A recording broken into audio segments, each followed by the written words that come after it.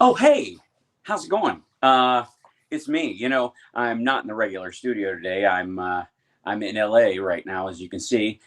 Catching up on some light reading, and honestly, right before the show, I was flipping through this book because it's one of my favorites, and I've had it for a long time, and went right to the page where Kiss and King's X meet. I mean, there are serendipitous moments in life, and then there's proof that there's something else going on in a greater plan. So it was a nice little moment, especially with the in the Kiss part of it, where they're showing both the patches, which I had on my jacket, and 16, that magazine with Tom Wopat from Dukes of Hazzard, apparently higher on the sex symbol list than Paul Stanley. I don't know if I can go with that. I no offense to Tom, but yeah, I just want to say that. And let me see if I can bring up the. I think I can see the chat. No, that's not what I want. See if I can. Yes, my giant finger. Hello, you. How are you? Are you listening? That's just filthy. In terms of today's show, it's going to be relatively short because I have a stand-up gig tonight, and quite frankly, two things are going on. One is I'm traveling. I obviously have a show tonight, and therefore, technologically, there's limitations here. Most of the studio in the back is set up for us to record music currently. So my little stream setup is a little different. And the other thing is the guys left, and they changed the doorknobs and everything, which I've been asking them to do for a while, and didn't leave a spare key because neither of them are home. So I can get in the house, but not to the studio. So I'm doing the show with you right now, back here in the back house. Now, I think there's a lot going on, but let me see if I can bring the chat up without sticking my giant finger in your face. That's just rude. Let me see if I can scroll down. Hey, what's happening? There you go. And I'm going to bring up, this is probably a mistake, but I'm going to turn on the chat overlay just so I can see it while we're talking. Hello. And welcome. Hopefully, is it going out to all the, yes, it's going out to all the different versions of things. Hi, everybody.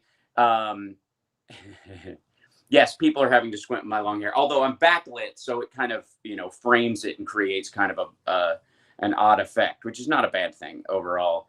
There's a new format screen, and I can see 2 inches between my keyboard. It's terrible. Yes, hashtag Halfinger. Don't be afraid, in that regard. Both of these guitars, by the way, are bumpers. They're not mine. Mine are out back doing real work. I mean, I got nothing against guitars as a form of art. As a matter of fact, any musician, unless you've got literal like posters on your walls of your favorite bands, I think some of the best art you can hang in your house are your instruments, because you can't really pick up a painting and make music with it unless you've got some sort of weird fetish, I suppose. But that's, yeah, anyways. But hello, and Zoltan, to everybody, and welcome.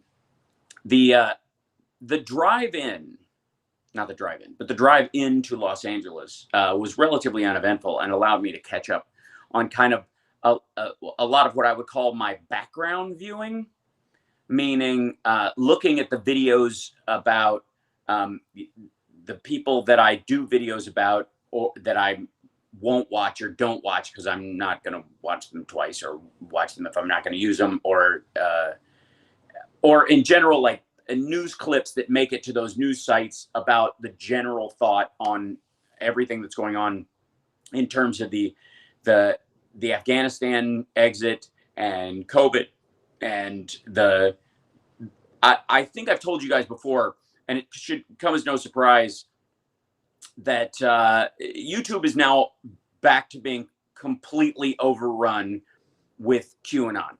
Like there was a temporary reprieve, and now we're this close to like them doing cartoon videos that show you how to stick a horse paste syringe in your ass to cure COVID. It's this close, and so many of the videos about alternate treatments and, and people doubting stuff and Mike Lindell and all this. There's some obvious ones that are still off limits in terms of, like, Mike Lindell can't post anything of his own, but anybody who wants to post any of his shit can. So I guess they can monetize off him, but he can't. So it's kind of a thumb your nose at him. But at the same time, at no point does it stop the message or even limit the message going anywhere. Also, and that relates directly to something that just happened day before yesterday, which is Trump, his lawyers filed a lawsuit against YouTube to get his page reinstated because it denies him the right to sell merch, which is how he's making a living. Now, look, we've all talked about how much he's a big fake billionaire, that he's not a real billionaire. Nobody at this point.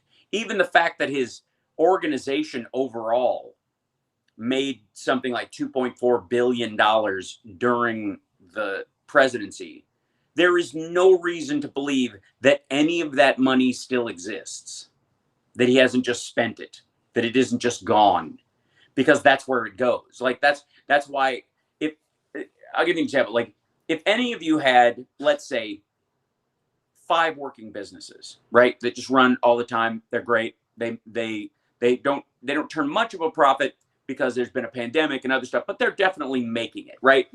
For you spend $1 million keeping your business afloat every year, and you make $1.1 million. Technically speaking, you're writing off all the losses, so you're probably writing off half of the $1 million you spent, and you're actually making money, kind of the producer's Springtime for Hitler methodology of making a living.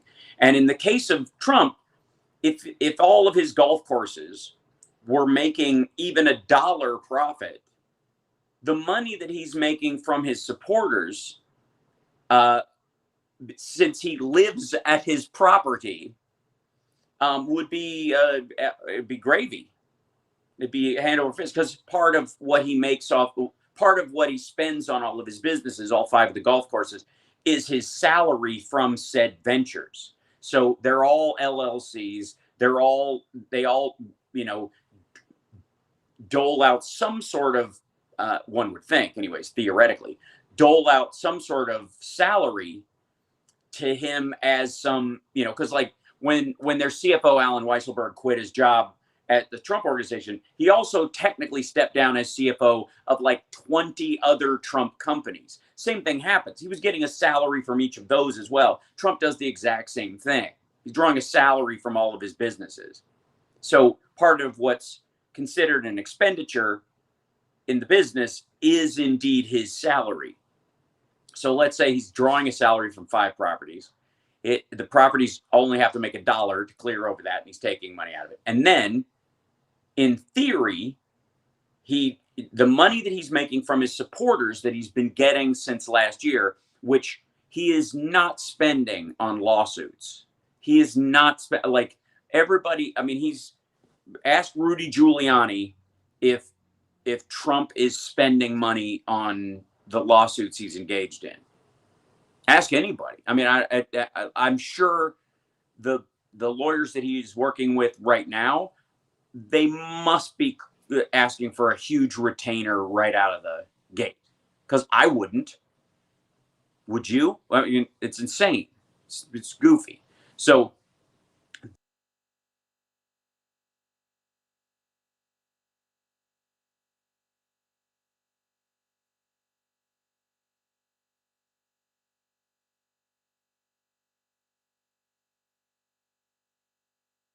I lost myself. There you go. Sorry, I lost you for a second. My page reloaded. Hopefully everything's fine. I can't, like, the plug-in internet here is great. I don't know the current state of the Wi-Fi, so we have to be careful. Also, when I rolled up in front of the house, somebody the neighbor is filming what looks like an Instagram I'm rich video where they're rolling a Maserati up in front of a ring light, which I thought was adorable. If anything is more indicative of an Instagram model's idea of lighting, it's using a ring light on a car. So I pulled up, and I think I screwed with the shot a few times because I came home and I took the garbage out and I cleaned up and I threw some laundry in, and I got out my bow. I'm not kidding. It's my old compound bow. It's been sitting, and so it's a little. It's a little. Yeah, it's the Rambo model. It's been, it'd been sitting for a while, so I need to oil it. It's not it's not important. But anyway, so I came home, did a little bit of like housekeeping, and every time I brought the garbage out, they rolled this Maserati up in front of the next door neighbor's house, and I'm like, I just fucked their shot up. I did it again. That's so dumb. So, anyways, are donations taxable? No, they aren't. Well, the campaign has to pay taxes on what it spends it on. I mean, there's a bunch of variety. Anyways, thanks very much, Nicholas. Appreciate that. Thank you so much for the Venmo. That's so nice that when I'm doing it, the one upside of doing this on the phone is that when it's over there. When the Venmo is used, it pops up on my screen because it's on my phone. So that's lovely. That's all the more reason why I've been working on a mount for my iPad, one that works in theory. When it works, that's the problem. That's why I haven't done it yet, because the thing's kind of hit and miss. But when I replace my iPad, that to mount it where I can see it while I'm doing the show, as if I need another screen to look at, but it still gives me the ability to kind of scan it as we're going, and it lets me know. And so thank you so much. I appreciate that. So like I said, today's stream is going to be short. I will be live streaming the show tonight on my YouTube page. So I think I'll just I'm going to get the patrons beforehand. Some of them are already on the road probably to get up here. So I'm having a couple like patrons and fans and friends getting together a little bit right before the show, and then I'll run over there a little bit early, and then what I'll basically do is give them I'm going to log into Restream and hopefully be able to pump the whole thing through their system. So fingers crossed. I may go before dinner, so I'm probably right after I leave. I'm done with you guys. Heather, thank you so much for the Venmo. I appreciate it. Bless you. So that will be live streaming tonight. Grown Up Language, be forewarned. And I may or may not have time to shower between now and then. I don't stink. I'm fine. But it is hot here, so I may be, if it depends on what my sweat level is like in the next little bit. And if I have to crawl around under the desk I'm just going to bring a change of clothes. That's all there is to it. I can always do a pit stop in the green room bathroom if I need to, as my mom would say, wash your pits and go. Yes. So let's see. Somebody was scrolling. We don't plan to smell you. Well, I don't plan to be smelly. So I think that it's a nice way to meet in the middle. Thank you, chat room. Is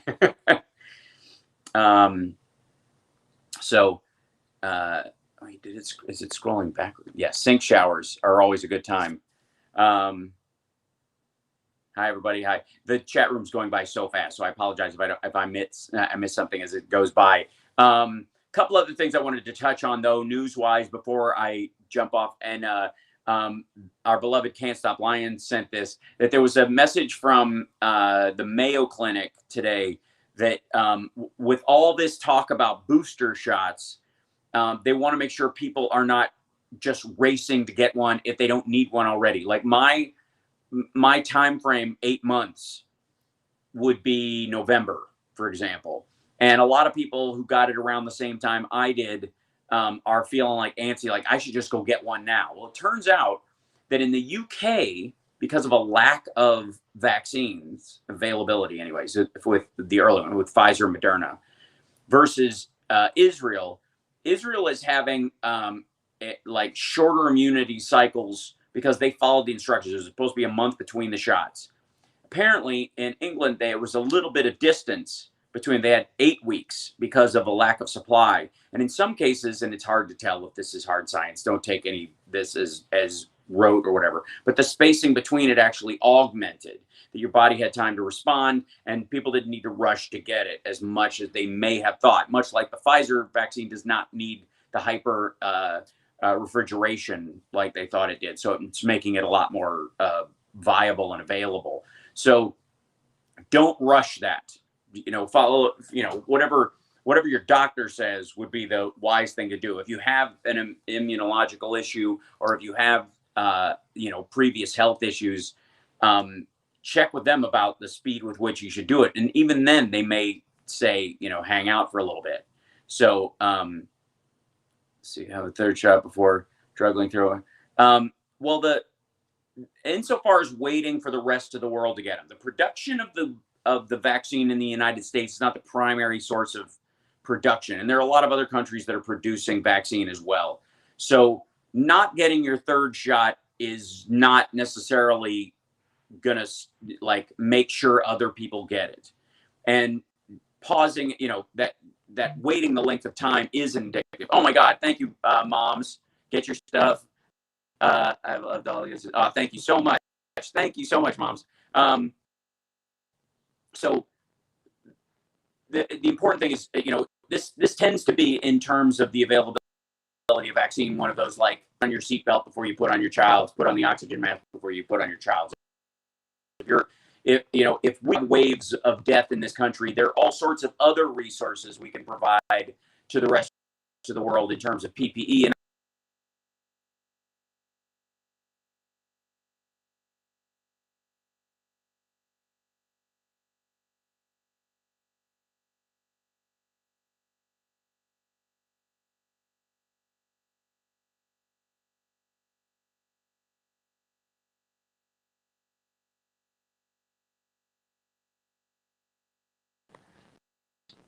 we're coming back. I think it looks like we're coming back. There we are.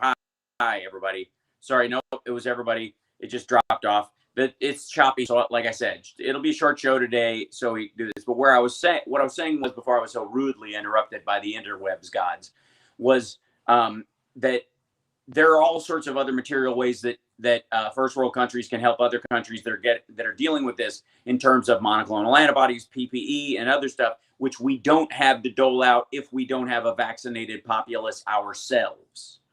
So get the available vaccine. Don't let that be the pause for you. It is not going to make a material difference between the availability if every remaining person in this country gets vaccinated or everyone gets their booster shot in the time frame that's coming. It is not going to make a material difference in the countries of the rest of the world. The production of the vaccine itself on all fronts is in overdrive right now. This is not a shortage problem. As a matter of fact, it's getting people to sign up for the damn thing. Now, tomorrow morning, I'm going to be on Dean Obadiah's show. I'm going to, let's see. They want me to stay on a little bit. I don't know if the whole thing is pre-taped. I'm doing it in the morning, so it might be right after his show, and then they're going to play it later. But it's going to be about the fact that tomorrow I am turning in my documents to run for mayor, so in Los Angeles. So that's kind of cool. So I have all my stuff with me here. I have to go down to the county clerk's office and do that kind of stuff. I'm going to bring my I'll film myself on my phone and all that kind of stuff. But I'm going to eventually, that means setting up a bunch of other stuff, like I guess setting up an ActBlue account or something campaign-wise. That part's not inside my wheelhouse, so I will be reaching out to some friends as well. But that starts tomorrow officially, right after that interview. I literally am driving almost directly there. So, and I will be running on an I Love LA with a big heart, very I Love the 80s methodology, a platform. And then really trying to push people to vote, because the turnout, both in midterms and in LA mayoral elections, has been pitifully small. And so to push back against that, I'm running on the idea that if people don't vote, I'm going to win. Because I know more people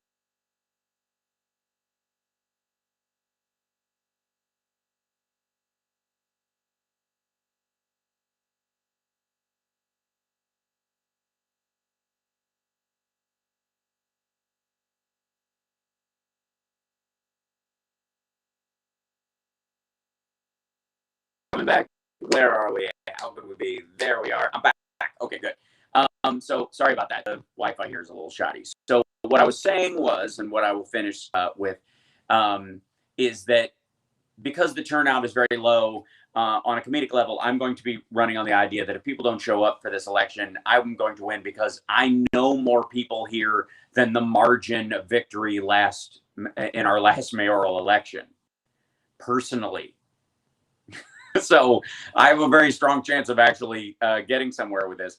And again, I've been thinking about this a lot, and I would like everybody to ruminate on this. And tomorrow we'll be able to talk about it a little deeper. But to me, running for office, the phrase "running for office," I now have issues with, and it might be because as an actor and a musician and a comedian my whole life, basically, I have always been auditioning for things. And an audition is a much better indication of what you would do in this circumstance. Let me show you what I would do if I had the situation in front of me. You present me with a problem, I'll give you my answer to it, possibly one of my solutions, who I would listen to, who I would ignore, what kind of ideas I think can work best in this circumstance, what type of ideas I think are past their prime. I present that sort of in a debate situation or an advertisement.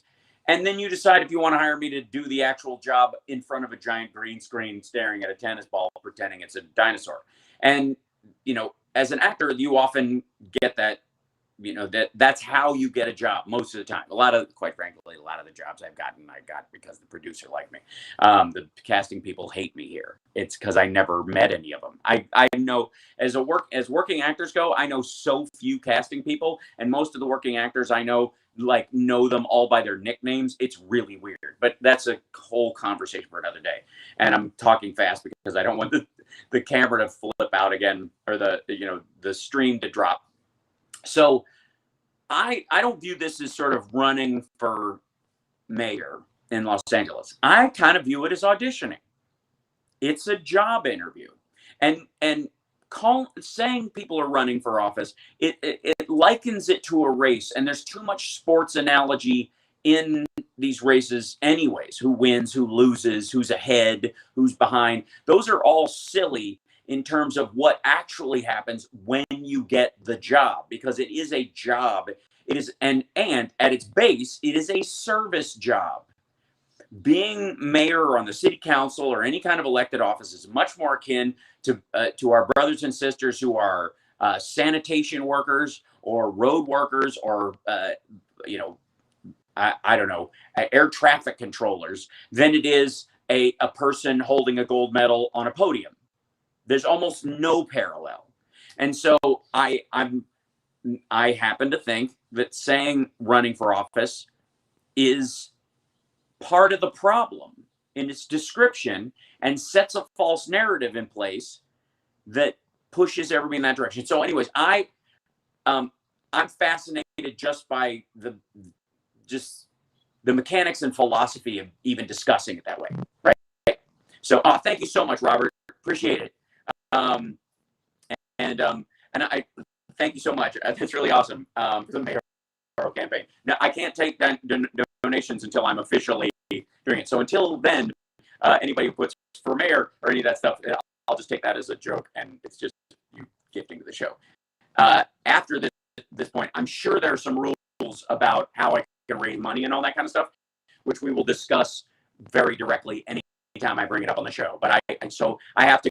There's an ethics board that deals with these kind of issues, and I do indeed have some questions around them in terms of how I do my job, how I can continue to do my job while I'm running for mayor, and what the result of how I make a living doing my job overlapping. So we'll work that part of it out over time.